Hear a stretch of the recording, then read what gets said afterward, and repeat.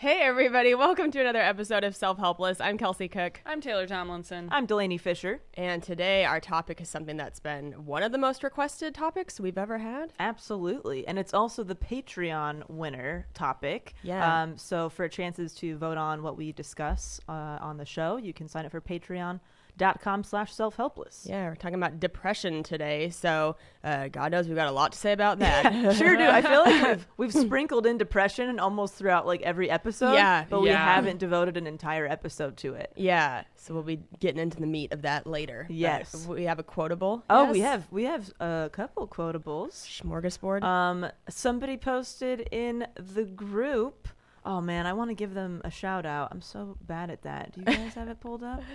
Let me read the quote first, and then maybe you guys can take a look and we can give him a shout out. But it was a Zach Galifianakis quote. Nice. And it says, "Destroy the idea that you have to be constantly working or grinding in order to be successful. Embrace the concept that rest, recovery, reflection are essential parts of the progress towards a successful and happy life." Oh. Zach Galifianakis. I love that. That was from Lisa GCU. Boom. Yeah. Thank you, Lisa. Yeah. Love me some Zach G quotes. I know. Where's he at? I haven't seen him. He's around. resting and Exactly. recovering. Exactly. There But we I've go. heard that through like friends of friends that he's very chill and likes to be out of the public eye and like lives out somewhere I know. in the middle of nowhere. I'm like, man, that's a great level to be at. Yeah, that's nice. You know, you get the best of both worlds. He's in so a way. recognizable. Yeah, you kind mean, of that's have to gotta be live in the tough. middle of nowhere, right? If you're that. Yeah. But I wonder what level. if he was like that before he had success. Because I feel like you kind of do have to grind to a certain extent until you can get to a place where you're like, all right, people know who I am. I'll take a nap now. Yeah. But let me buy this farm and a couple Yeah. of sheep and I'm good. I'm curious to know, what he was like when he was doing stand-up. Yeah. If he was grinding necessarily. Yeah, I can't picture him as like a young open micer, just like being like, guys, I'm just gonna stay in for me. Like I just need a me night, And they're like, you should probably go run some jokes, man. Like, don't you want this? I don't know. Oh my gosh, I know. When I think back on like starting out and just how much you were doing at the time, like whether you're doing like school and work or work, like however many hours a week, and then trying to do shows at night, I'm just like, how did I ever do that? I don't know. I mean, we keep bringing up the whole like adrenaline addiction, but I'm like, shit, there's just been so many areas of my life where like, I'm like, how was I still standing? Yeah. And I was like drunk, I was like in college. I was like, oh my God. And I just like didn't get hungover really. It's so crazy. Dude, Wow. miserable. I remember I would just, I'd go to work for 10 plus hours, change in the bathroom into my comedy clothes. Yeah. And then I'd go straight to shows, and then I'd just go straight home, try to eat and sleep and do it all over again. I'm like, that's not a life. No. That is not a good quality of life right there. No. But it's what I felt like I had to do to like get to this thing that I didn't even know what I wanted, but I was just doing it and going through the motions. Yeah. Should we Crazy. kick it off with some segments? Yeah, sure. Yeah. Do you want to go? Should I go? Oh, I mean, mine's You go? quick, so I can just do mine. Yeah, sure. I mentioned this briefly, but I am going to Austin this weekend for one of my best friend's 30th birthdays. We're doing like a triple date. It's me and Kane, my best friend Hannah and her boyfriend, and my best friend Kelly and her husband. And so we're going to just like have the six of us. We rented out this cool Airbnb, and it's just going to be about like eating really good food and drinking drinks and dancing. We're going to like do an escape room So at fun. some point, and I'm just so excited. I'm cool. like, I That's can't so wait. great. I can't wait. Austin is such a cool city. That's like Yeah. one of the only places besides where we live now that I could live. Really? Yeah. And be happy. Yeah.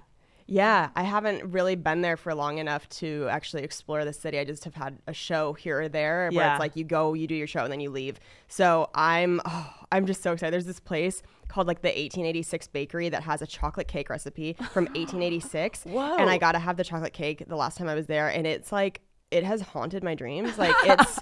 I think the best chocolate cake I've ever had, and that says a lot because I've had a lot of chocolate cake, and I just can't wait. And I'm like I'm just imagining Kathy Heller being here in the room with us and being like, that's enthusiasm, and you should have more of that. But really, like, it feels so electric. I'm like so excited to go be with my best friends and my man and just like do all and cake and just do only fun things for a whole weekend. I think it's going to be awesome. So I'm really excited for that. That's my treat yourself. No work involved. Yes, good. Purely treating myself. Not a working vacation, just a vacation. Awesome. Yeah, I can't wait.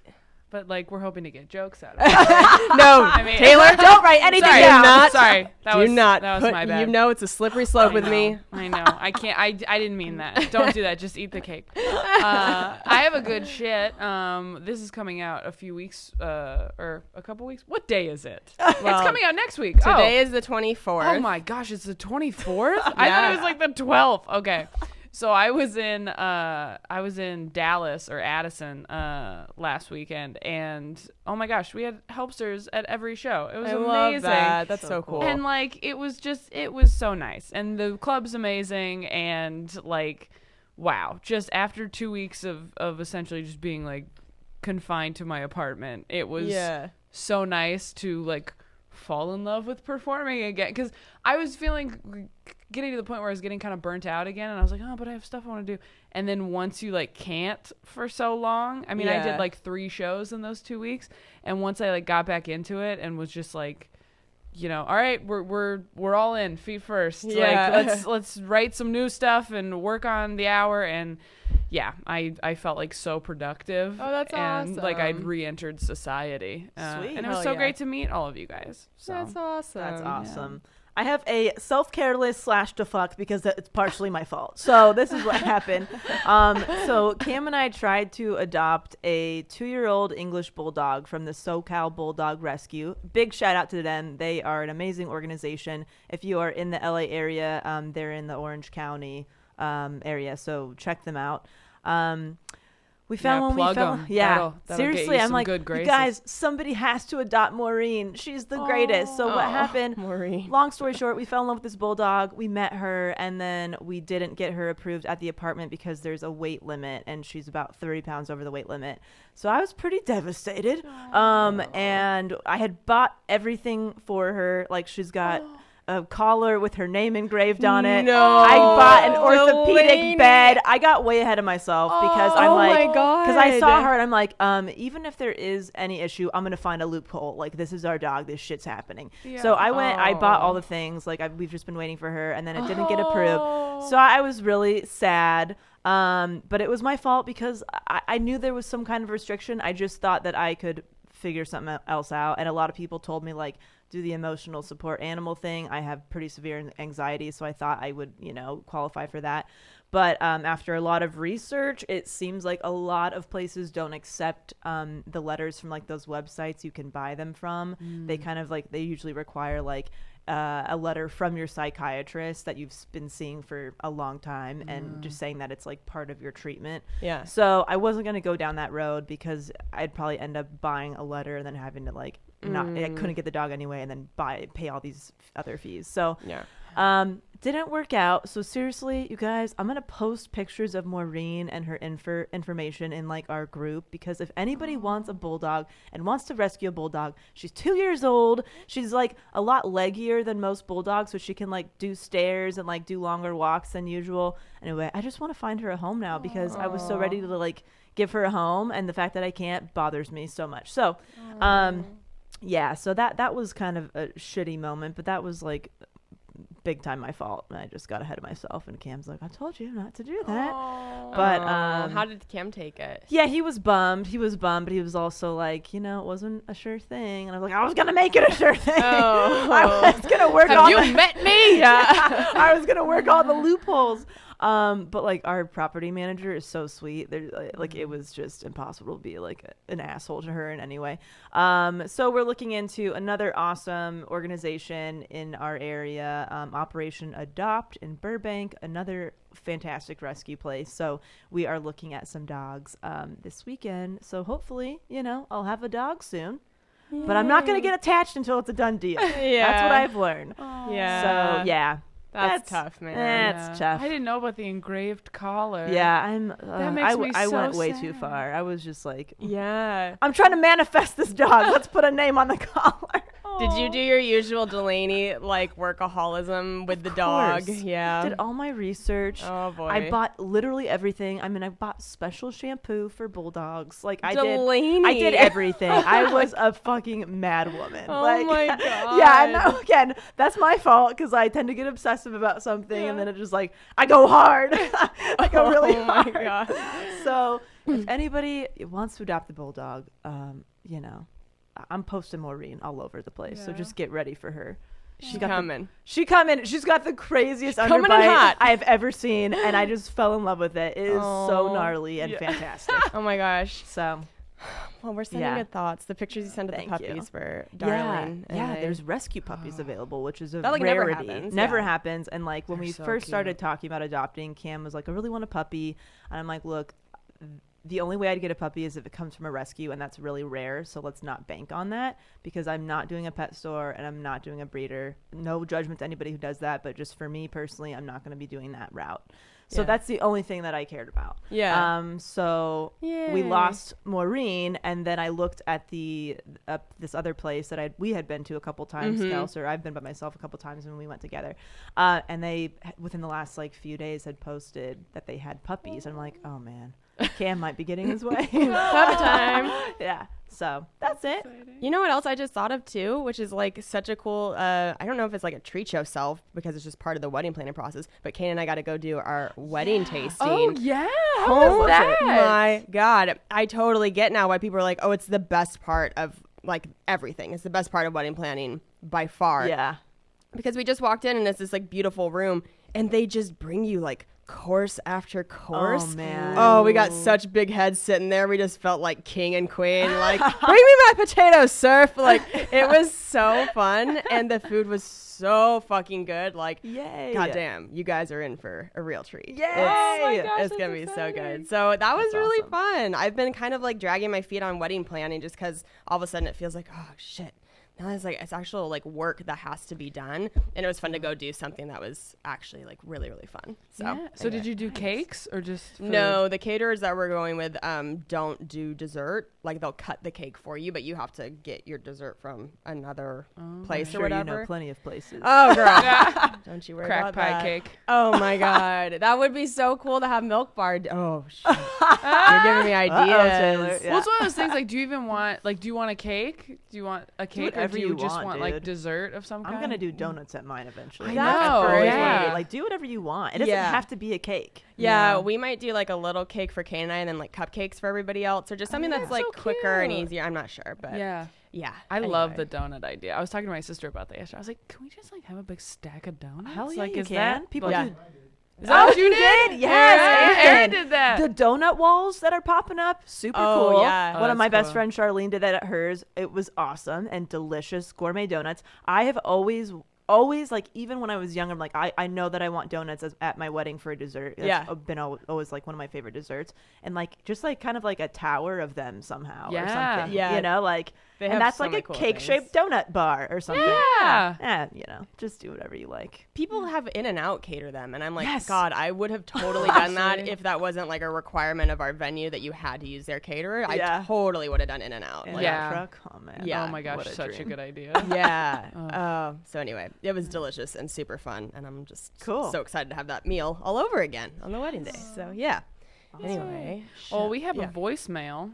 Oh yeah. Yeah. So on the Patreon, one of the rewards is you get to call into our studio line number, leave a voicemail, and then we discuss it on the show. So if you're interested in anything like that, you can go to patreon.com/selfhelpless to learn more information.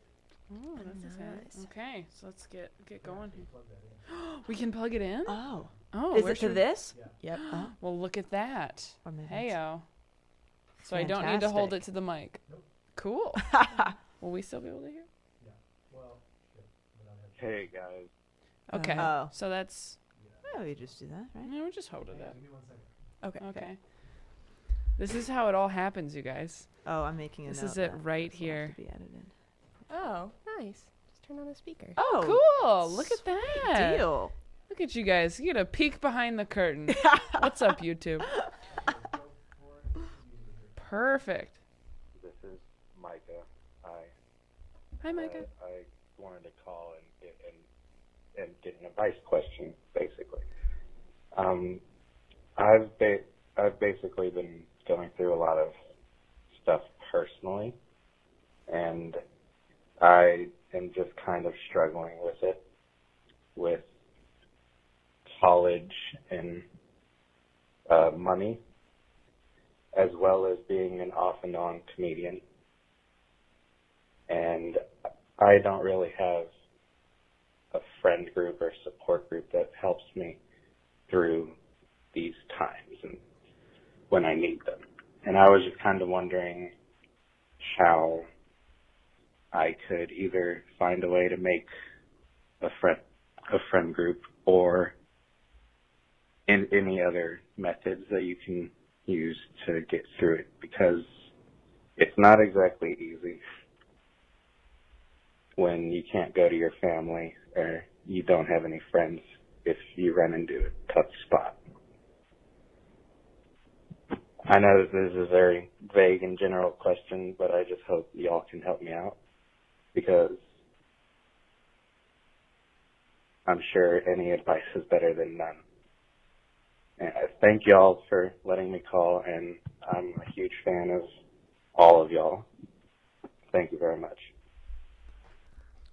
Thank you, Micah. Thanks, Micah. Yeah, comedy, money, and college. I mean, oh my God. We were just talking about that. Yeah. It's so hard to do all three of be dealing with all three of those things at the same time. Yeah. Let me just say something. The money thing, that is tough. Like, I literally this morning just paid off a portion of my debt, and I'm still not all the way out. And that's just probably going to be a continual thing. Yeah. So, like, don't beat yourself up about that.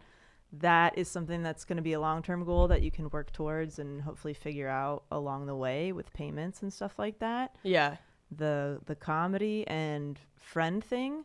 I remember just meeting people at open mics and like Facebook groups that other comedians in my area. You can even like create your own Facebook group or something of that nature to like start your own kind of group. Like if there's nothing out there that already exists, you can be that person that makes it. There's probably a bunch of people that are hoping something like that is out there already too. You're not alone. Yeah, because I don't know. He didn't mention where you're at, Micah. So I don't know what kind of scene you're in or how easy it is for you to get up all the time. But the on again, off again thing is hard because, most times if you have a comedy scene, that's a pretty good community that you can plug yourself into, and you just kind of become friends with whoever you start out with and whoever you're around when you're going up at open mics like every single night. But if you're dipping in and out, like once a month or once every 6 weeks, it can be a little bit harder to get to know people. Yeah. A good way to become friends with people that are doing comedy too is like just ask somebody to like go to coffee and write. Somebody who's also doing open mics with you. Yeah, I think that's great advice. I'm just kind of piggybacking on Taylor's. Like, there's so many people, especially in the open mic scene, that are going through what you're going through and like feeling that way. And I just feel like there's always a lot of camaraderie and people that are looking to talk to one another at an open mic. People want to talk about what's going on with them. So yeah, just if you want to try and do the writing thing, I think that's a great way to make more friends and just say, hey, anybody want to do like a writing group and throw out joke premises and see if there's something there. And yeah, I think that's a good way to do it. Oh man, I loved my writing group. I liked getting together with other comics to write or bounce off ideas more than I actually liked performing. And to this day, I like that part of it more than I actually like performing. That's when I felt like I was part of like a team, and it wasn't like so lonely. I really love that. That's great advice. Writing group, and people love writing groups because you bring up a premise in the group. Everybody has a different perspective. You got like a pretty decent bit that you can build on. It's like a win-win. Yeah. Also, if there's like a different hobby or interest that you have other than comedy, finding friends that way would be also great. And then those friends will probably come support you at your shows and stuff like that. So you can have that option too. Yeah. Volunteering, clubs on campus. I mean, I don't know if you're interested in like improv as well with stand-up, but like most colleges have like improv groups. Which, I mean, improv is like far more collaborative than stand-up is. Stand-up, it's easy to just like go to an open mic and go home and like good point, get sucked into your own they're usually thing. a lot nicer they're usually a lot nicer. Stand-up so comics. if you're just interested in comedy, I mean, you might want to try improv. Yeah, absolutely. And even if it's not like a college thing, a lot of these places, depending on where you live, there's like UCB and, iOS and all that stuff where you could just go sign up for like the 101 class and get to know people that way. So. Yeah, but you're definitely not alone in any of those feelings. You can always post in our Self-Helpless podcast Facebook group. There's so many people all over the world in there. Maybe somebody's in your area and you guys can connect that way too. Yeah. So just, you can start small and build on that. Yeah. Thanks for being thanks for being a patron, Micah. Yeah, keep us updated with all of that. Yeah. All right. Shall we get into the meat here? Let's do it. Meat time. Let's cut in. Sink our Meat teeth. time. So depression, my gosh. Yes. Oh depression. my gosh. Should we Big start topic. off? It's hard to know exactly where to start with it because it's just like Such a big one. Yeah, I think the reason we've put off doing it for so long is almost like it's kind of a bummer to talk about depression and even like your own personal experiences with it. Like at least for me, like there's some like I really sort of dread like appointments with like a psychiatrist or a therapist sometimes, especially when it's a new doctor and I have to like go back over everything. So before we get into anything, we should probably say this is like, if this is a subject that's triggering for anybody, feel free to skip this one. If you are feeling like depressed or suicidal or anything, please, Yes. I actually have the National Suicide Prevention Lifeline. It's 1-800-273-8255. So again, 1-800-273-8255. You can reach out to them immediately for any help. And I feel like do you guys just want to say the actual like clinical definition of depression? Yeah.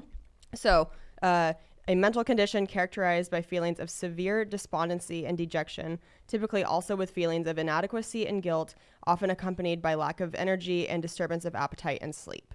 Mm-hmm. Yes. So I think we've all experienced this at some point. So I want to clarify the difference between situational depression and clinical depression.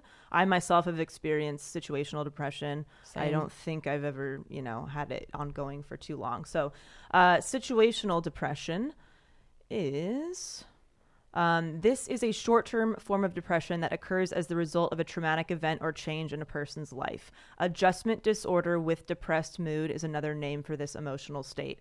Triggers can include a divorce, loss of a job, the death of a close friend, a serious accident, other major life changes such as retirement.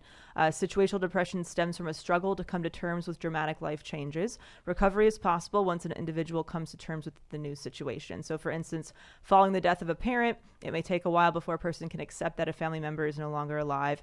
Until acceptance, they may feel unable to move on with their life, and symptoms can include listlessness, feelings of hopelessness and sadness, sleeping difficulties, frequent episodes of crying, unfocused anxiety and worry, loss of concentration, withdrawal from normal activities as well as from family and friends, and suicidal thoughts.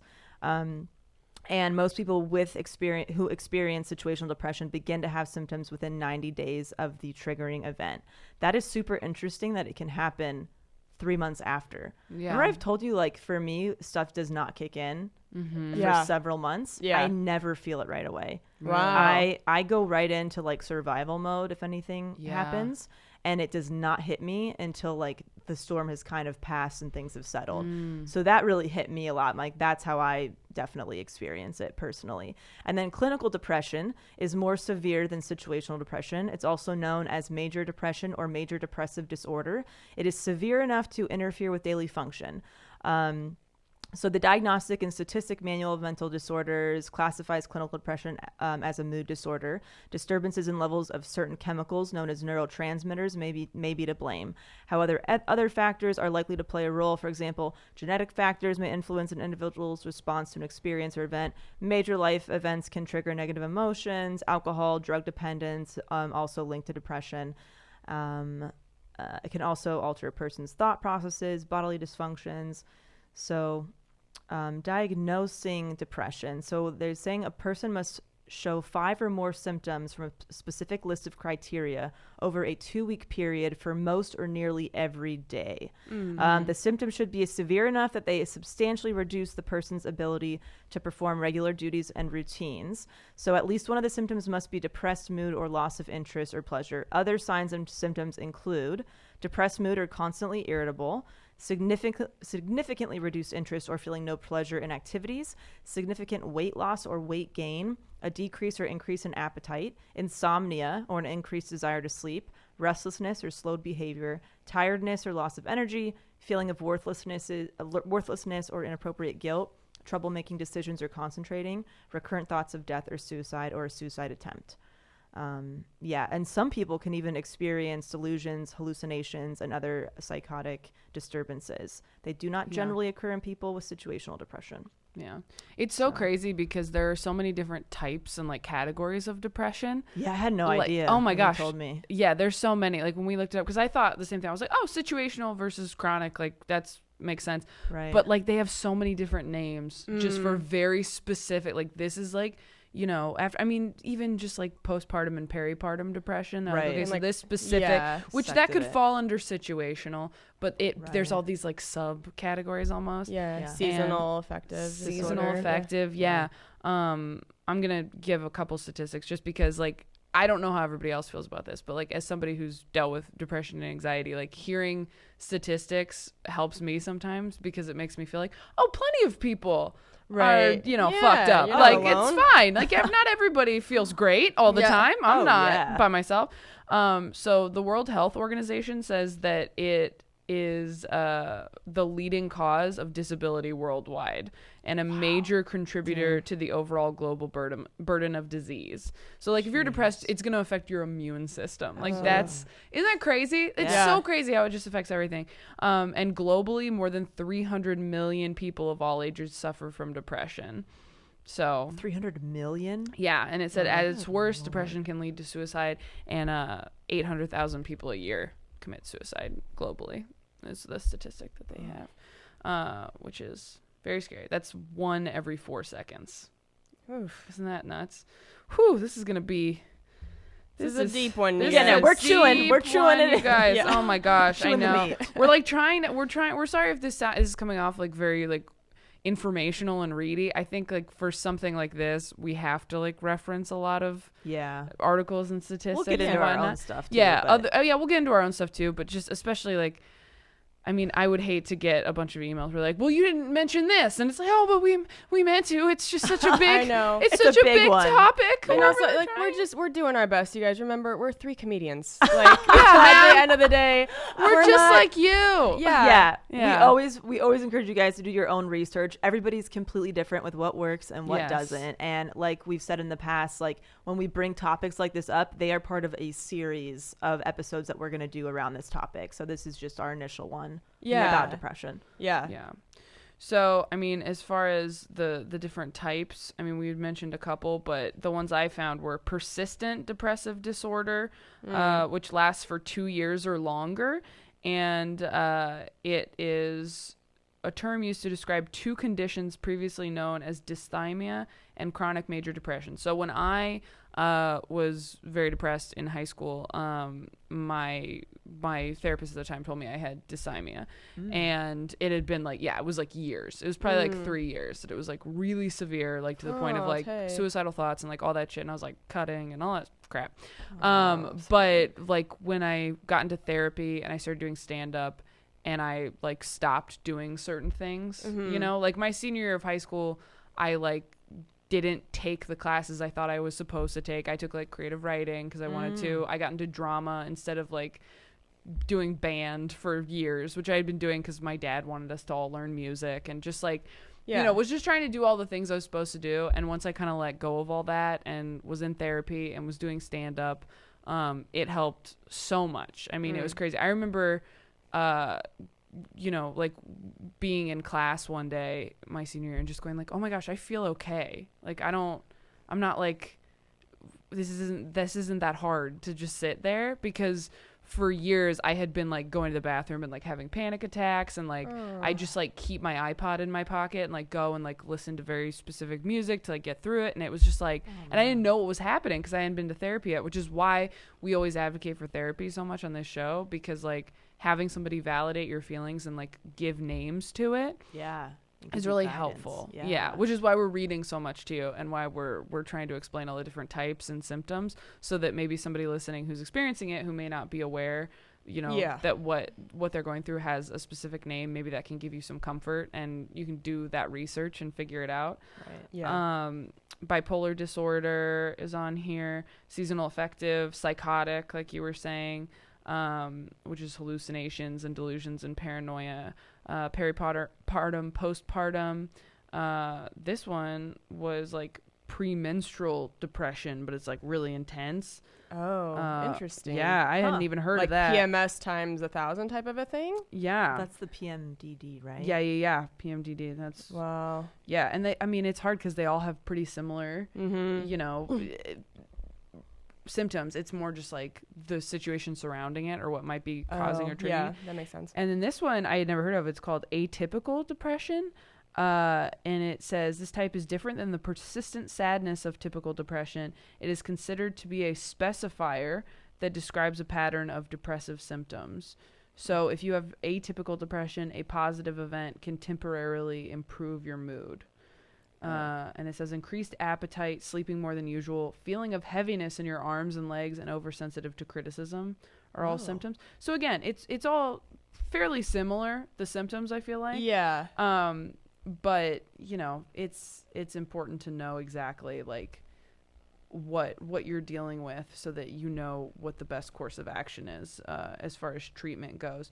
Kelsey, you looked up some like natural treatment stuff, which by the way, we've gotten some feedback because I have been very open about me trying to like get on antidepressants this year and trying a few different ones and how they didn't work for me. I just want to make it very clear to everybody, I am not knocking the use of antidepressants. I have plenty of friends who are on them, and it works great for them, and it just wasn't the case for me, which is frustrating. But if you hear me talking about how hard it was for me to get on them, that's, I think, more just me trying to be open, and maybe some people are dealing with that too, where they're trying to get on antidepressants and it's not going well. Mm-hmm. And if you're feeling like, oh my gosh, what's wrong with me? Like antidepressants don't even help me. Cause I've certainly felt like that sometimes where I'm like, well, I guess I'm just broken like forever. Yeah. So if you're feeling like that, I mean, that's who I'm trying to comfort and talk to. If you're on an antidepressant and it's working great for you, or you're taking Prozocin for nightmares and it's working for you. I know we have a few people in the Facebook group that said they were on it. I think that's amazing. I want everything to work for everybody. I really do. I wanted that stuff to work for me, but it just didn't, unfortunately.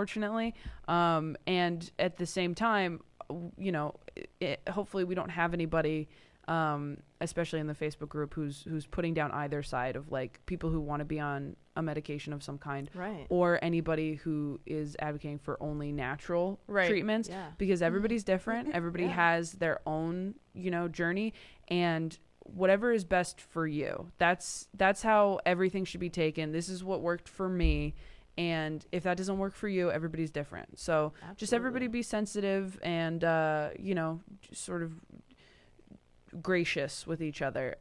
Because I know we tackle a lot of very sensitive topics on here. Absolutely. And it can get a little incendiary at times. We all know people who have tried.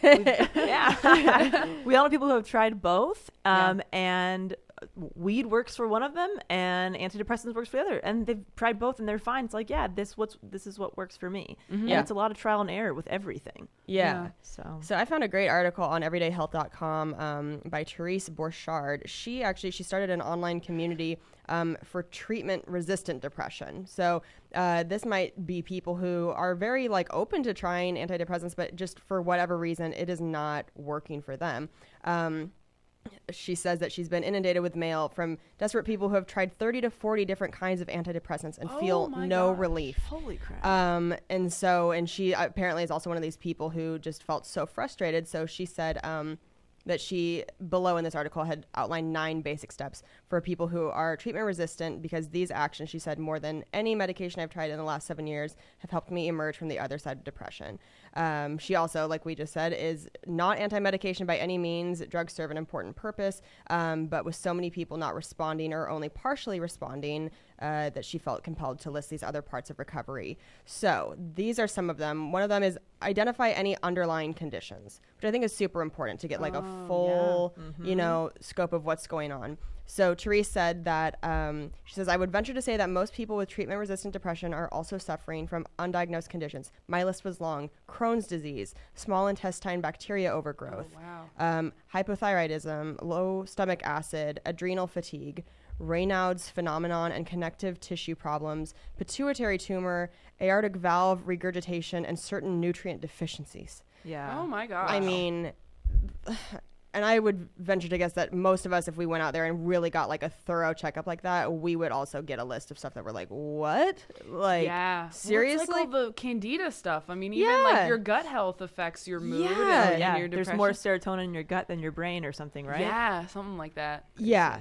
So she says it's best to work with an integrative or functional doctor. Many are listed on the website for the Institute of Functional Medicine. So that's kind of a cool resource if you guys want to look into that, where they did like full blood panel, all that type of stuff.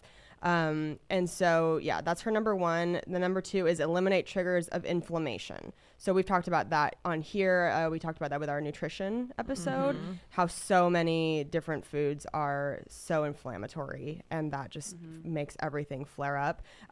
Usual suspects are sugar, gluten, dairy, caffeine, and alcohol.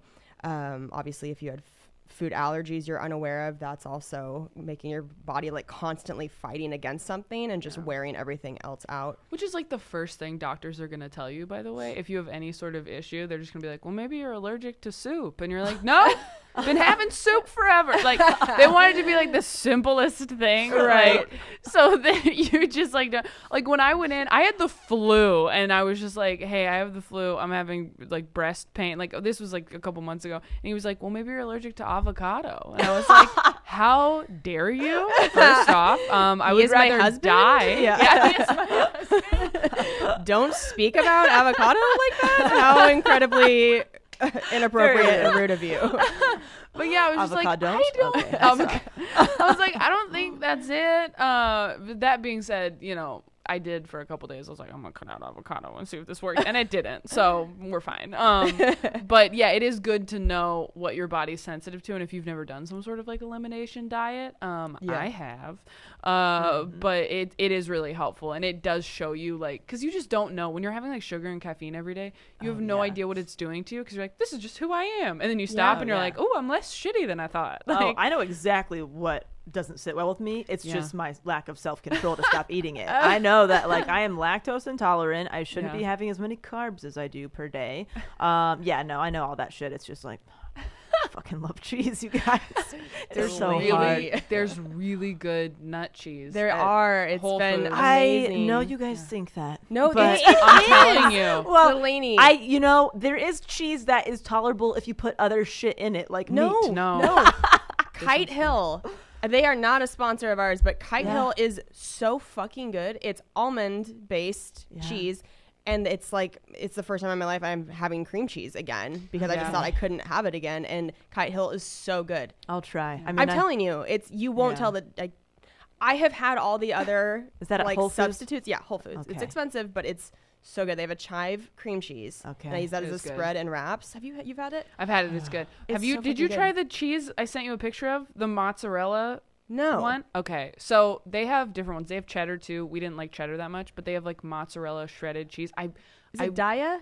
It's not Daya. Okay. It's something else that I've only seen at Whole Foods. I need to look it up. I'll post it in the Facebook group. Okay. And it's cashew milk. Oh, I can't have Nut cashews. cheese. Oh, you can't? Oh, damn I it. ate half Trying to lasagna kill last her. night, so I should probably figure something out. You had what? half a lasagna last night. Delaney. know. Self-careless. You guys, I know that should have been my self-careless segment. I was trying to just skip over I that can't part. help you. I But, have to you like know. I have to disconnect myself because I get too like invested in you, and then my heart gets broken and I have to stop. I'm hurting myself and I have I'll to stop. put Kite Hill. Oh, I've had their yogurt. Yeah, the which yogurt's was really good. Pretty good, Yeah. but tons of sugar in there. Oh, I know. Yeah, I get the So, unsweetened. okay. Plain unsweetened, and then I put like I'll some take a trip to granola. Whole Foods. Try it out, babe. I'll take a Try it list. out. It's really good. I'll take a list and a walk over there. But the diet, oh my gosh, the diet macaroni and cheese. That is Fuck not me bad. up, man. What? It's so good. So good. Oh, I my God. have to add other things into it. Like though. what? Like what? Like turkey bacon and stuff. What? Yeah. Why? To just make it taste better. What is I put wrong almond with you? milk in mine and it's really good. Like a I little put some super. Cholula. Ooh, that's a good idea. That's really Maybe good. we'll put some like seasoning or something. Because I love cheese so much. I've been like, you haven't had cheese in 5 years, right? Yeah. So you probably forget a little bit, your taste buds at least, maybe. Probably. I mean, to it. I also had like over 25 years of cheese. Like I know what the fuck is up with cheese. She's had more cheese but it's than like not I had cheese. cheese yesterday, so if I eat not cheese today, I think it's like it's like so apparent the comparison. I have to wean myself off, incorporate it, and then get used to the fake cheese. I get that because I also haven't had cheese in years. I don't know how many years it's Oh, been, by the but way. it's been years. But Kyle has had cheese. Kyle isn't. Yeah. And he thinks that cashew milk cheese that It's I'm pretty talking about is good? great. Okay. That being said, Kyle will eat anything. So. Same with Kane. Kane Yeah. thinks the substitute ones are delicious, and Yeah. he eats real cheese all the But time. he Alright. didn't like the freezer fudge, right? Oh yeah, no. But didn't that like was that? like that wasn't a cheese thing. That was just that it does have a very weird taste, and if you're not on board, I think then it's so good. But yeah, but if you have real chocolate, you're like, that's I get it. I understand. oh, there you are. That's completely wrong. But it's almost like too much now. If I'll you try. have like Oh. processed sugar, if I ever have processed sugar, I'm just like, Yeah. this is crazy. Like Kyle and I were really, really healthy. Like a few months ago, we had like like a few weeks where we're like, we're not doing any sugar, and we're not doing any caffeine. It was when we were quitting caffeine, and then we were like, we're gonna go get like some dessert things, and then we got them. We ate like half of it. And we're like, I don't feel right. This feels weird to yeah. me. Like, Yeah. because it lights up some shit Yeah. in your brain, and you're like, oh, who am I? What am I capable of? Am I gonna hurt somebody? What am I capable of? I don't know my own strength. All right, I'll try. I'll try my best. That was a real long cheese tangent. Yeah, that really was. Nobody could prepare for that. Her third thing is go green. Dark leafy greens like spinach, Swiss chard, and kale fuel every system in your body more completely than any other kind of food. Nutrition powerhouses packed with vitamins A, C, E, K, and folate. We've talked about this before. Most people know, hey, there's a lot of good shit going on in spinach and all that stuff. Oh yeah. So go green. Heal your gut. Another thing we've talked about a lot. Get that good probiotic shit in you. I don't know why I'm making this so like hardcore. The sauerkrauts. Probiotic shit. just frickin' take your probiotics. Yeah. I know I'm Flinging thinking pills so. at them. Yeah. Do yoga. I agree. Yoga. I never leave yoga feeling worse. I'll say that. Right. Yeah. You know, same with like meditating. I don't meditate and feel like, oh, that now I'm angry. It's like, oh, of course you feel happy I'm and peaceful. angry. Yeah. Reduce stress. Take the right supplements. There's 2 more. Protect your sleep and find a purpose. I love all yeah. these. Those are all great. That's just great for everyday living too. Yeah. Here's Yeah. the problem I found is that when you're in a depressive state, you know logically what makes you feel good, but because you're depressed, you don't feel like doing those things. There's like Yeah. a gap there.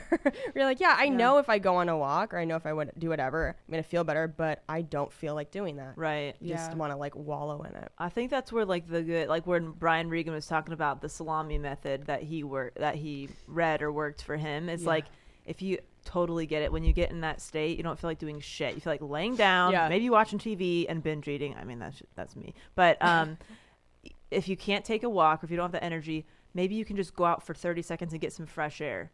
Take a deep breath, go back inside. Like all those like really small baby steps. Yeah. You know, Yeah. that it's like at least you did a little something, you can build on that maybe. And then it's like maybe a walk around the block Yeah. and come back in. And then maybe Yeah. it's a longer one or whatever. I forget who this was, but I feel like I read it somewhere. I think it might have been in that morning routine book I was talking to you guys about. But there was a guy who was saying, like, I just aim to be at the gym for 10 minutes a day because usually I'll stay longer. I just have to get there. Yeah. But telling yourself, like, I only need to stay for 10 minutes Oh, that's Right. so smart. is a good way. And 10 minutes is better than nothing, you know? It's like Yeah. Micah said, some advice is better than no advice. Like, Yeah. it's so true. Like, any degree of helpfulness is That's great. better than nothing at all than just sitting and wallowing in it. But Yeah. you're so right. Like, I read this when I'm on the road, what I like to do is just go to Barnes & Noble. Shout out to the 2 girls who were like, are you Taylor Tomlinson at Barnes & Noble while I was looking at planners? Fuck yeah. And I was like, this is so on brand for me. And then I was like, what do you guys think of these planners? Help me out while you're They're here. very nice ladies. And I like always go through all the journals and stuff because they always have those like pre-done journals that's like, oh, year in the life of us, or like a memory a day. Yeah. And I think I read one. It was either online or it was at Barnes & Noble. I can't remember what it was. I'm sorry. But somewhere it had said like, make a list of things that are helpful to do when you have anxiety or you're feeling depressed. so that when you're in that state, you can kind of look at it and go like, oh, because when you're in that state, you feel hopeless. You feel like, I don't want to do anything. Nothing's going to help. What's the point? But if you just look at a list, it's almost uplifting in a way of like, oh, well, I have all these options that I haven't tried yet. Like when I'm on the road, especially if I get really like dark, I will, go work out, or I'll go for a walk, or I'll just go in the sunlight if there is sunlight where I am. Yeah. Sunlight is huge. Oh my gosh. Yeah, I completely agree. That always, it's like a transfusion, you're like, whoa, you just feel so much better standing in the sun. I know I brought it up before on here too, but the whole Artist Way activity of write 20 things that you enjoy doing. And then like write a date next to him of when the last time was you did that. And so many times it's been years and years. For me, one of mine was that I like love playing basketball and shooting hoops. And my date next to it was like insanely long ago. And so the next step in the book is like, okay, now pick 2 and go do that. And so a couple days ago, Kane and I we had a Target gift card. And we went and bought ourselves basketballs. And there's like an open court a couple blocks from us. And we went and shot hoops. And it was like so fun and made me feel so good. And I just think it's important to even take like just 2 things on that list and try and incorporate them, because it's amazing. That's such like an individualized thing where what's my 20 favorite things is definitely like not yours and not yours. And we all have our own things that like nobody's online list, as helpful as what I just read was, that's not like specific about somebody who loves to bake or whatever. I think there's little activities that we need to know for ourselves what really lights us up and to go do that. Yeah, so, we forget to play. Thanks. It was so fun. Yeah, we forget to play, especially like as adults. Like we take life so seriously and we try to get like all of our ducks in a row and all that stuff that we forget to like have fun sometimes. Yeah. We have to like remind ourselves like, oh wait, there are other options and things that I could be doing to like, but even in the medical news today where I read the stuff that I was talking about from, they say a lot of the same stuff. Get regular exercise, eat a well-balanced diet, keep regular sleeping habits, talk to loved ones, join a formal support group, take up a hobby or leisure activity. Yeah. So you got both sides, the medical side and the holistic side saying a lot of the same stuff. Yeah, exactly. So food and sleep are the biggest things. Food, sleep, and water, I feel like, are the 3 big ones. Like if you don't have those down, you don't really have anything. Like when I don't sleep, I mean, you can't tell me anything. You really can't. Different person. Different human being. And then you sleep for 8 hours and you're like, oh, that's right. I'm okay. I can have a life and a family. But when you're so tired, you're just like, well, I'm a lone ranger and I'm going to hurt everyone I meet. No one should be near me. Get away from me, Susie Ann. I'm just going to break your heart. That's how I feel when I don't sleep.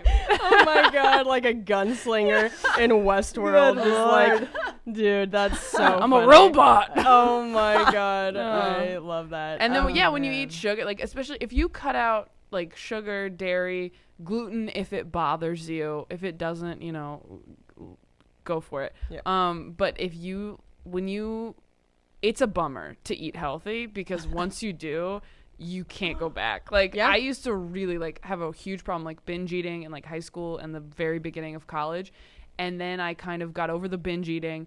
And once I started getting like really healthy and I realized how much better I felt, it like ruined me. Like when I was in Dallas last weekend, I was like, I'm going to get a Danish because I earned it. That's not binging. That's binging to me now because I ate a Danish and like 3 hours later, I'm like, I don't feel good. And that wasn't, I mean, it was delicious, but like I shouldn't have eaten it at the beginning of the day because it ruined things for me. It's a nighttime activity. Yeah, it's a nighttime activity. Sleep it off. But then if I eat sugar before nighttime, I go to bed and I have nightmares. So it's like, oh my gosh, yes, it's a nightmare. I did get really good sleep in Dallas because I took a blueberry every single night and I like didn't have to get up at a certain time. I also slept until like noon or 2 p.m. every day. And those blueberries, are they 5 milligrams? They're 5 milligrams. Okay. Yeah. Weed blueberries. Weed like, blueberries. You just had one blueberry that night? That's fucked up. Some weird. That's not a dessert, Taylor. I hate to break it to you. Some strange Alice in Wonderland trip. I have one blueberry and then I sleep for 12 hours. No, I mean, those blueberries are huge. Like the only thing is I have to take them if they're going to put me to sleep. Because like if I vape or something, that'll put me to sleep pretty quickly within like 20 minutes. But it doesn't keep me asleep in the same way. Whereas like if I take an edible, it'll take like an hour and a half maybe to like kick in sometimes. But then it's in there. And I feel like I stay asleep better because I have a lot of trouble like not waking up, especially if you have anxiety and depression. I feel like you're far more prone to nightmares. Just because it's, just because your depressed brain is asleep doesn't mean it's not cooking up ways to mess with you. I feel so bad that you have trouble sleeping. Kane also is like you guys are like poor sleepers, like wake up easily, all that stuff. And I've always just slept like a log. Like I've slept through hotel fire alarms and shit like that. Really? And it's something I've taken for granted because I'm like, oh wow, it breaks my heart to see Kane because like we'll wake up sometimes. He's like, yeah, I was up from like 4 till 6, and then I try to go back to sleep. Like it's just not easy. Yeah. I only have nightmares when I'm severely stressed out or anxious about something. It's very apparent. And I'm like, that's why. Like I wake up, I'm like, that was terrible. I'm like, it's because I have all these things that I'm constantly thinking about during the day. Oh my God. What's like a time where you guys have felt like you were the most depressed? And like, man. Taylor kind of talked about it and like what pulled her out of it. Yeah. Did we talk about this at one point? I feel like we've shared these stories of when we were like the most depressed. About, we like, probably lonely. have, but we touched about lonely. Oh, that's right. Okay. But I mean, yeah, for me, high school was probably super low point. Like when I was like 16, so right around the time I was starting stand up, which is why it was tough for me when I kind of was like getting back to that place.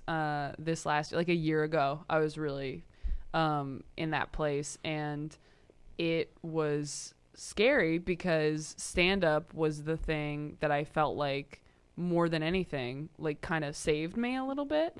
And so to now be in a place where, and I've probably said this before, so excuse me for repeating myself, but to be in a place where now it's my job and now it's just one of the things stressing me, with the travel more so than the actual performing and the pressure and all the different changes that are all great, and I'm very grateful for, but all that stuff was triggering it, and it felt like, oh my gosh, like am I just gonna have to find something else every few years? And I think if you are somebody who struggles with anxiety and depression, it's probably gonna be just like something you deal with for the rest of your life. And it's been sort of freeing for me to realize that, because I think for a while I had this feeling of like, well, I'll just beat it someday. Yeah.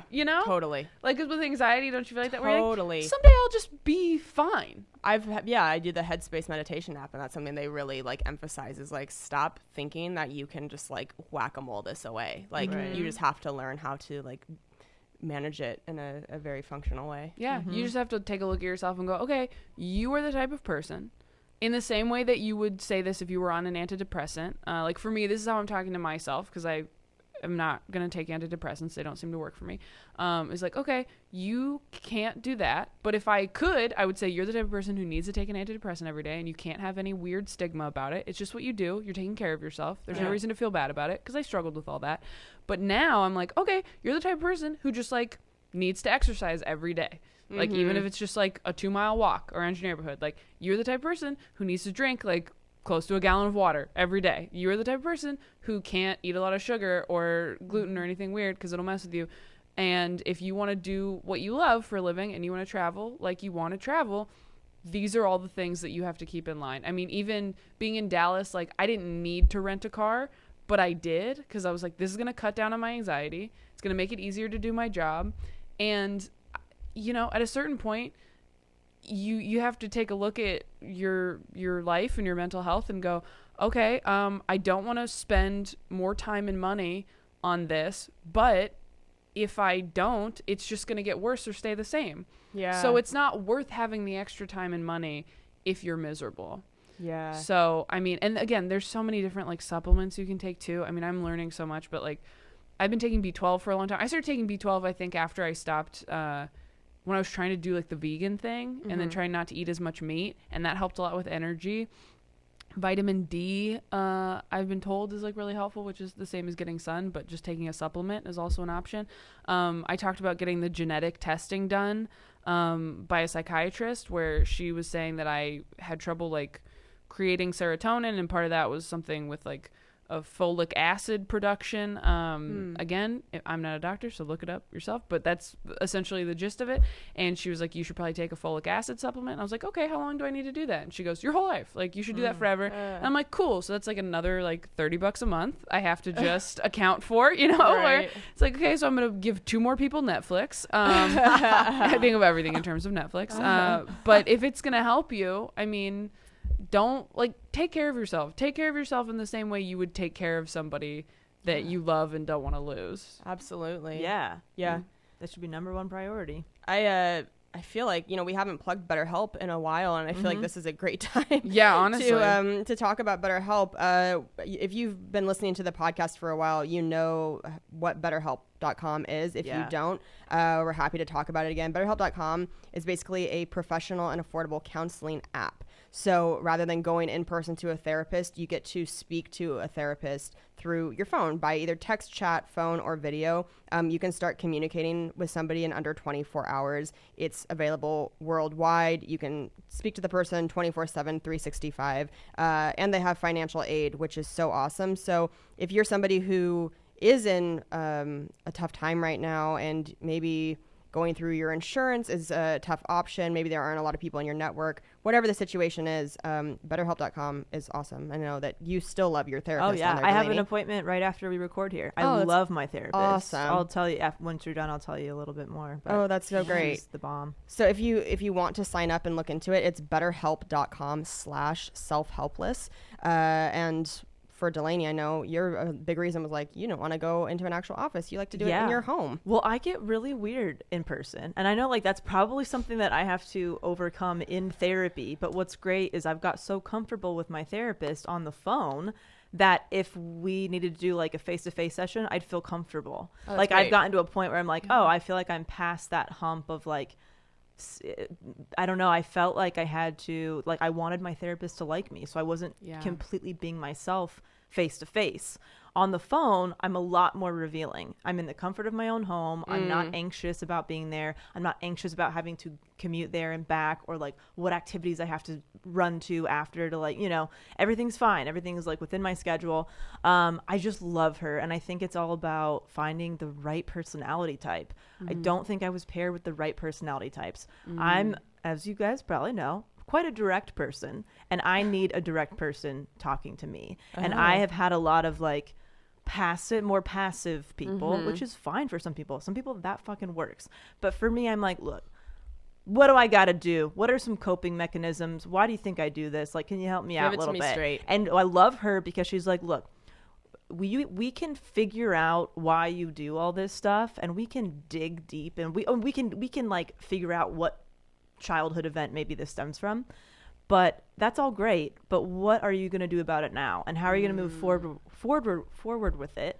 And part of me always thought that therapy was almost like kind of just solving a puzzle, Like, I feel like so many of my friends or family that are in therapy, they love finding out, like, I found out why I did this. Isn't that so interesting? Yeah. And I'm like, oh, that must be what therapy is. It's like, who the fuck am I? And why am I doing this thing? Yeah. But I love the fact she's like, yeah, that's all great. But what now? How are you going to take that and move forward knowing that you do this thing? Even if you never discover why you do it, that is okay.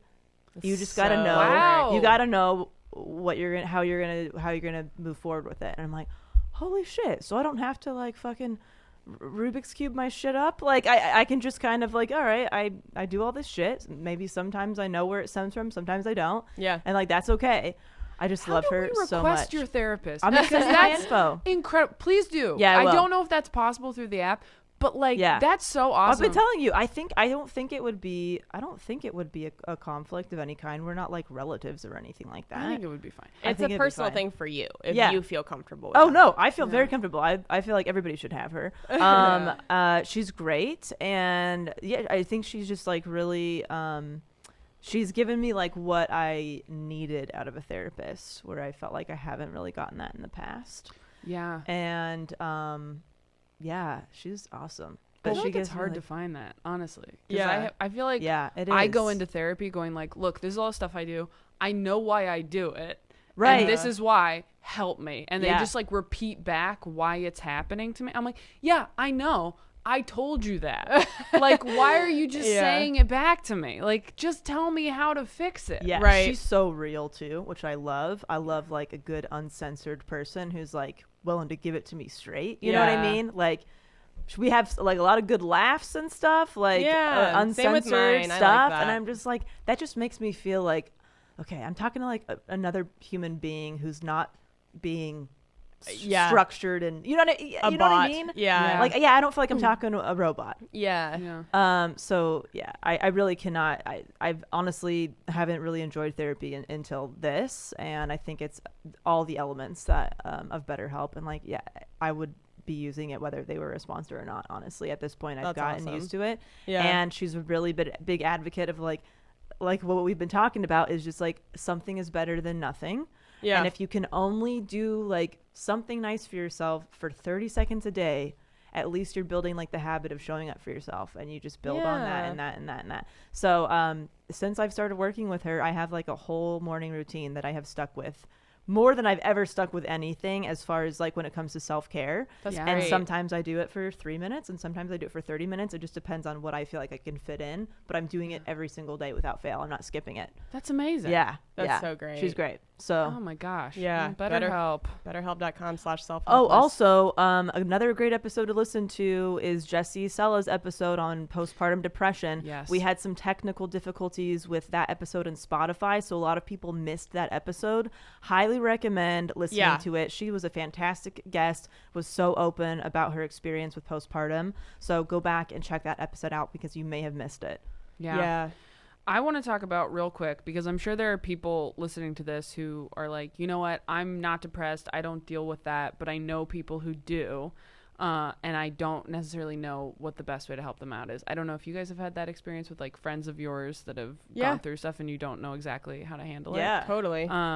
But this is an article from mentalhealthfirstaid.org, and it says 8 ways to help a friend with depression. That's a great resource. Yeah, isn't that great? And it has it like kind of explains it for you too, if you're somebody who's never experienced it and really doesn't understand. And it says depression is not caused by one thing. There are all kinds of factors, and it's usually the underlying emotion of depression is one of powerlessness and the inability to change a situation. So again, seasonal change, poverty, being a victim of a crime, side effects of medications, bullying, death of a loved one, having a baby, difficulty finding a job, premenstrual changes, intoxication or withdrawal from alcohol, or I'm guessing any substance that's addictive, or caring full-time for a person with long-term disability. And then there are a few communication skills to remember in order to provide the best care you can, which I think these are super helpful for anybody who has a loved one who you can't seem to get through to or you don't know how to best care for.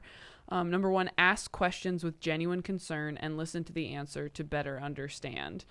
Do not interrupt with phrases like I see or ah or okay. It can slow down or even stop the conversation altogether. And that was super interesting. Yeah. Because a lot of times when you're depressed, you feel really isolated and alone, and it's hard for you to open up. I've certainly had this. I've had this with Kyle, who's like an angel, but has not experienced any depression of any kind. And trying to explain it to him has made me like really insecure sometimes, where, you know, he can be, you know, perfect about it. And I'll still be like, I just feel like you don't get it. And I don't, this made me feel worse and I shouldn't have brought it up. And, so it just, if somebody starts kind of pushing you away, it's because they probably feel insecure about it. They feel vulnerable. And it's, you know, again, there's like this worry that people are going to hear you or see you and go like, well, just snap out of it, you know, because we all have those people in our lives that do that. Or see you as like broken or less than, you know. Yeah, exactly. And that's on here too. It says, do not use language like pull yourself together or cheer up or it will be all right. Ooh, oh my God. Yikes. I have experienced that so much in my family, like trying to talk about a hard time and have people be like, just be of good cheer. I'm like, I'm not. Be of good cheer. What is this? I live in fucking Whoville. Like, I'm going through some real shit. Like Ebenezer Scrooge type of holiday. Oh, it makes my skin. I hate that. It's like you have so many things to be grateful for. I'm like, yeah, I know, but like, there's a difference between stopping and feeling gratitude for good things and being like, I'm actually going through a really hard time, and I'd like to just like talk about it and feel comforted. Yeah. And don't shame me for not being grateful enough. Now I just feel shittier that I'm not grateful. Dude, that happens all the time when I try and like open up to certain members of my family about hard stuff like that. It's just like they don't give me permission to just feel that. They're not like, that's really hard, I'm sorry. It's just like, well, how can we fix it right now? It's like, okay, nope, never mind. Oh man. Another thing that my therapist has been helping me out with, I actually get really anxious every time we record afterward. Really? After we record, I go home and I am super uneasy and restless because all these like thoughts start trickling in my head. We reveal a lot of information on here. I mean, that's why people have gravitated to the show, which I'm really grateful. But I also get really insecure, like, oh my God, did I sound like an asshole, either to my listeners or to Taylor and Kelsey? Did I share too much? Did I say something about somebody that they're going to be mad about? Like, oh, I should have said this better. I sounded stupid when I said this. Like, constant thoughts. Dude, I do it too. And so, yeah, like I'm like, okay, I can't make this go away. And like my therapist has helped me with that. Just like, you need to like maybe plan an activity every time you record for afterward that will help you relax. So I have to either go home and like take a walk or cook myself breakfast or whatever it might be. Yeah. I'm not allowed to like just go right back into working. She's like, let's try to plan for that. Just know that, try not to battle it or beat it, because you're not going to be able to. You have to like become friends with it and manage it and try to work with it. So like, you're this type of person who does this, like what you were saying, Taylor, and like kind of planning for it. Giving yourself a moment. So that's that makes me feel better to hear that you feel that way, because every time I'm like, what is it about me? But I always like, I feel like I need to decompress like immediately after we record, where I almost just like need to be alone and just kind of like process like what the conversation just was and like how I feel and like just gather myself again, because it's what we're doing is, this isn't just like a conversation and we're like performing right now. We're recording, we're like doing this whole big thing, and after we're done, I always do feel that way, where I'm like, okay, I need to just kind of like be alone with my thoughts for a second and just like recenter and then be able to go forward in the day. Well, it's hard like towing the line, because I'm the type of person who needs like real life examples in order to like apply things to my own life. That's just like what kind of learner I am. So the more open people are about their own stuff, I'm able to be like, oh, I see how I can grab some of that and put it into my own situation. And so I think there's like a fine line. I kind of toe the line between sharing too much and sharing enough. You know, and it's like, I don't want to hurt anybody by giving examples that I know about. But I also want to give people real life examples so they know that they can kind of get through this. And I think that's where I'm like, I kind of toe the line quite a bit. Yeah, well, and it's so easy to offend people. I mean, as we've seen, and how I sort of alluded to earlier, is like, you don't want to make anybody feel like you're dismissing what they believe or how they feel about something or how they've found a way to cope. Especially with things like anxiety and depression, which are so hard. But, you know, you also only have your experience. So I think we do a pretty good job of trying to like be careful and say like, hey, we're not doctors. This is just our experience. This is what we know. You know, we're very open to people sharing with us. And like, we've definitely gotten a lot of emails. I mean, that BPD episode that we did with a listener, like that would have never happened if someone hadn't reached out and shared with us. So we're more than open to anybody's feedback. But just know we really are doing our best here and not trying to hurt anybody. And we're three comedians. Three comedians. I know it's hard to remember sometimes, but the premise of this show. The premise of the show is comedians tackling self-help. Okay, so let's just keep that in mind. Other tips on this article: clarify your understanding by restating what you heard and summarizing their facts and feelings. So just saying like, so it sounds like you feel like this, because sometimes that really does help. Just having somebody go, oh man, that's really hard that you feel that way, and you're like, it is really hard. Thank you. Know it's nice. Listen to the tone of voice and nonverbal cues. They can reveal issues that are not being verbally communicated. Be patient with the process in which the person is communicating, even if they are speaking slowly, repeating themselves, or not speaking clearly. Do not be critical or express frustration because of what the person is revealing. And do not interrupt to tell them a story about yourself or give your point of view. I have certainly have that. in like talking to certain members of my family, I just know like, okay, I just can't talk to you about this because you're just going to tell me that I need protein. Like you're just going to tell me to eat a scoop of peanut butter. Right. And, which by the way, has a lot of sugar in it. The one that you're talking about. They're like, here's some Skippy. And you're like, you don't know what you're talking about. But like, yeah, some people just think it's that easy or don't get it or aren't, educated on it. And that's totally fine. Like that doesn't make them like bad people. But, if you are on the other side of it where you're going through it and you're feeling like you're not getting the support you need from people who are close to you, just try to remember like they're doing their best to meet you where you're at, and it's probably scary for them too to not know what to do here. That's definitely a pet peeve of mine, because if I open up to somebody and I'm like, hey, I'm just going through this, like I just want to talk about it, that's literally what I want to do, is like I want to talk about it, because I feel like that's what I need to cope, is like just to get it all out. And sometimes there's like certain people in my life where like I'll just get like 2 sentences in and they're like, oh man, well let me tell you how to fix it. And it's like, oh no, I didn't call for, and then literally it's like they talk for 80% of the phone call and you're like, okay, well, I don't feel any better. In fact, I feel a little bit worse, but that's okay. Yeah. I mean, if you're trying to understand and you're like, I mean, I went through something similar where I felt this way. Is it kind of like that? Like, just don't overpower the conversation. If you're trying really to understand and relate it to something you get, I mean, feel free, but just don't like make it your thing and go, oh, I totally get that. Yeah. Back when I was in whatever, I did such and such, and then I was fine. And you're like, okay, well, I feel very dismissed. You hijacked my sadness. Now it's you hijacked my sadness. Now it's apparently your sadness, and now I'm the therapist in this conversation. And, anyway. Yeah. I know that one of the big things my therapist has been saying over and over is to really like dig into meditating, which we've talked about a lot also on our podcast. And I think that's like a resolution for myself this year, is to really try and do like the 10 minutes every day. I did buy the membership for the Headspace app. They are not sponsored by us or vice versa, whatever. But waking up is also supposed to be a really good one. And I tried a few things of that and I liked it too. So for listeners, like if meditation sounds very like vague and kind of whatever, I don't know, intimidating, there are so many apps that you just press play and it's like somebody guiding you for 10 minutes, and it's so nice. I do. I literally on the YouTube Google meditation music. I play whatever pops up that looks interesting. I play that on my computer, and then I sit in like this little chair that I have in the corner of my room, and I meditate for about 3 to 5 minutes. It's part of my morning routine. I don't know what the fuck I'm doing, but it makes me feel better. Like you said, you're not going to feel worse, but that's something I've been able to stick with. That's part of my morning routine every single day, even if it's just for 30 seconds. So yeah.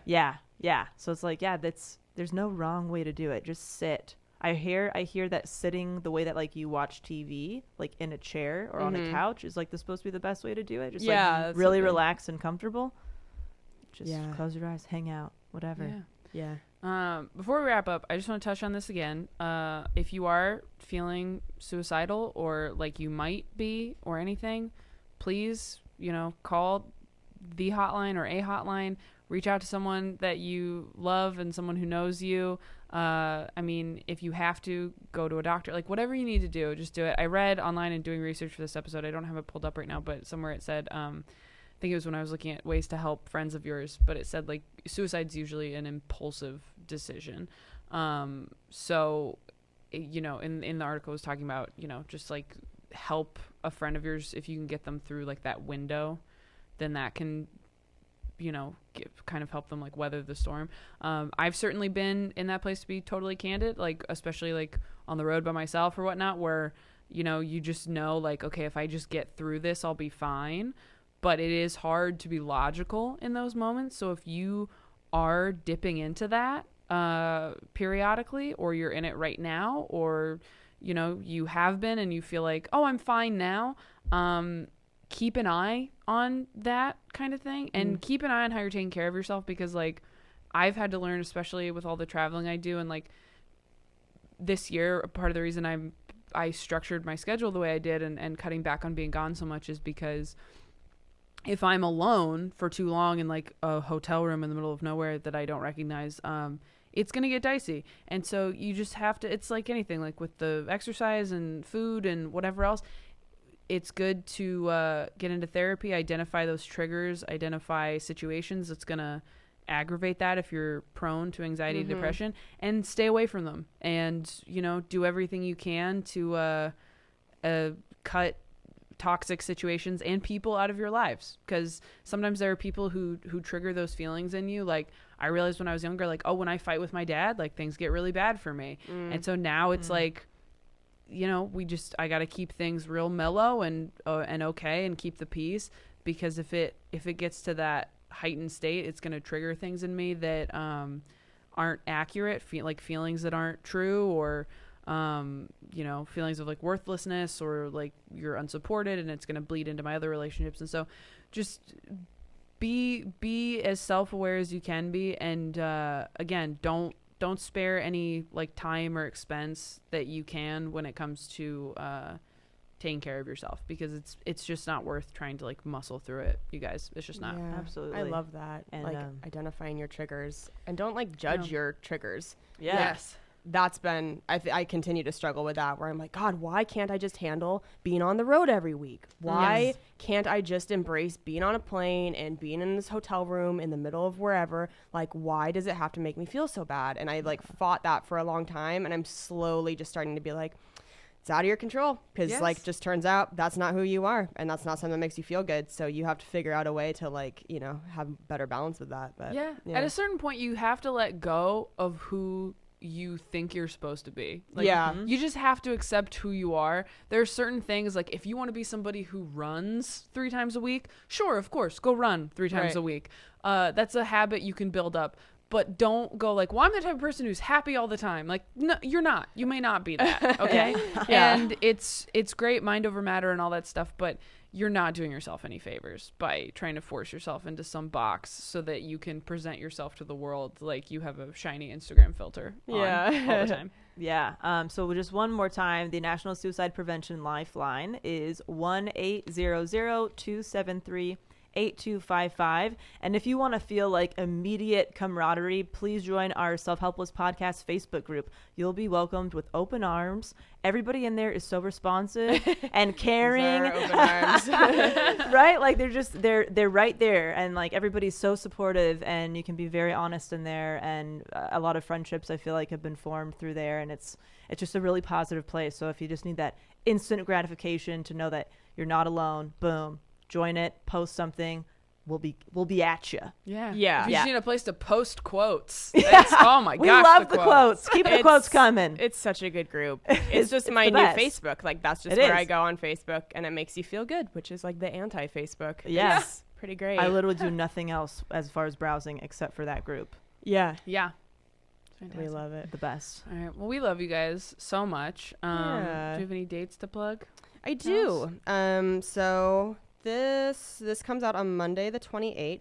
So not this coming weekend, but the next weekend, I will be in Bellevue, Washington. I'm headlining the Parlor in Bellevue on Thursday, February 7th. And then the following weekend, I'm headlining the Comedy Underground in Seattle, Friday the 15th through the 17th. And Kane will be featuring for me those shows. Yay, it's a great time to come out. We're going to have a lot of fun. So all my Pacific Northwest people, come out to those shows. You can go to kelseycook.com for tickets. Nice. And then this weekend, I am at the Tempe Improv in Arizona this Thursday through Saturday, the 31st through the 2nd. And then I will be headlining Helium in Portland the 14th through the 16th. So come out to those. Those are the next few weekends coming up. We'll be so close to each other. How close is Seattle and Portland? 3-hour drive. Really? Not bad. Oh, shut up. You can meet in the middle. Hey, that's kind of cool. I wonder if like our helpsters could like, some of you can like go to one of my shows, and then some of you can go to one of Taylor's shows. You could see like so many of the people in the Self-Helpless group. That's amazing. Yeah. Oh my Awesome. gosh. And then great. I just wanted to say thank you to everybody who's watched Love at First Cousin and contributed to that. That's been very sweet. Yay. I have loved receiving the messages and everything. You guys, whoever has contributed, will be receiving a personal thank you email and video from me very soon. I just Awesome. have to make it. And I'm not great with technology or talking at cameras. So I will figure it out for you. Thank you so much. And then if you want to buy some Dick mugs, dicksbydelaney.com. Got the Dicksplosion mugs or the custom mugs available. Fuck yeah. Whatever you prefer. Oh, also a new episode of Wrists of Fury came out, and it's with Josh Wolf, and oh my god, it's like one of my favorites so far. He's so funny. He was really high the whole time, and I had to like play in like a children's pirate costume for a part of it. You looked great. Thank you so much. It cut off all the circulation to my brain and to my eyeball. But anyway, it's really fun. So go check it out. The episode with Delaney and Taylor is coming out super soon. Nice. So that's on All Things Comedy's YouTube channel if you just search Wrists of Fury. And I've got Wrists of Fury t-shirts at kelseycook.com as well if you guys want one of those. So. Yeah, they're really nice shirts. Thanks. Oh, another thing I forgot to mention. Promise, last update from me. Although the last couple episodes I've talked about how I'm pretty much off social media, I still love when our listeners tag me and stuff or like write personal messages. I still like see that stuff and usually am able to respond. So I don't want that to deter anybody from like tagging me in a quote that reminds me of them or shit like that. That's the only really reason I'm still on there. I just don't scroll or like usually see any other notifications. So yeah, love you guys. We love you. Subscribe on iTunes. Give a 5-star rating and review. It's awesome.